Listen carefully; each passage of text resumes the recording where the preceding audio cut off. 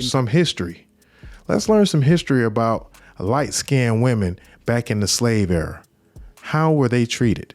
Were they house Negroes? Were they in the field? How much would a light-skinned woman be sold for? Will the light-skinned woman be more valuable than a dark-skinned woman in the slave days?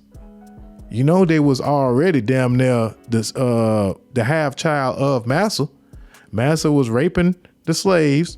And then when the light-skinned girl, you know, came about, Massa just might sell her, or he might keep her in the house, you know, as, you know, his half daughter. And she probably got treated like Cinderella, made her clean up all the time and not go nowhere. But maybe the Cinderella story is about a light-skinned girl who used to be a slave or whatever. But yeah, let's learn some history about light-skinned women back in the slave days. Let's check it out. Step back in time to the 1800s in the United States, a period when the slave market had a peculiar obsession with light-skinned black young girls known as fancy girls. Quite astonishingly, white men would pay up to $2,000 for a fancy girl, an amount equivalent to nearly $80,000 today.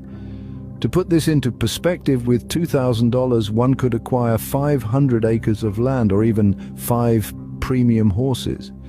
A skilled craftsman of the time would need to work for a staggering 10 years to earn this sum. And brace yourselves, one of the highest prices recorded for a fancy girl was a whopping $5,233, around $200,000 in today's money. Indeed, owning a fancy girl became a status symbol among slave traders, gamblers, and saloon keepers. A dark chapter in history, yet one we must not forget. Step back in time to the 1800s. Yeah.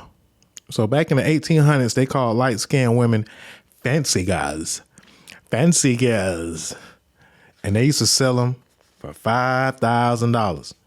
And that was the equivalent of about a quarter ticket these days, about $200,000. You know what I'm saying? You can get a lot for the same price of a fancy girl back in the days. You get a whole bunch of horses, get a whole bunch of land, or get you a light-skinned woman. So that's kind of where colorism kind of got its start, right?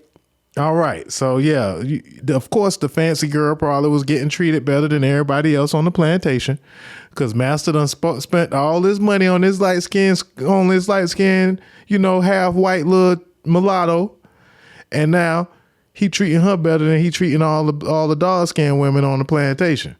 So that's kind of how the colorism probably started out, and now, you know, we've been taught as black folks to hate ourselves so much. We love anything that look closer to not being black. And then you got folks that's not even black that want to be black so bad. Why do they want to be black? Is it so they can just use the N-word? Is the N-word that important that you would damn near denounce being Spanish, mixed? Who else? You got some folks that might be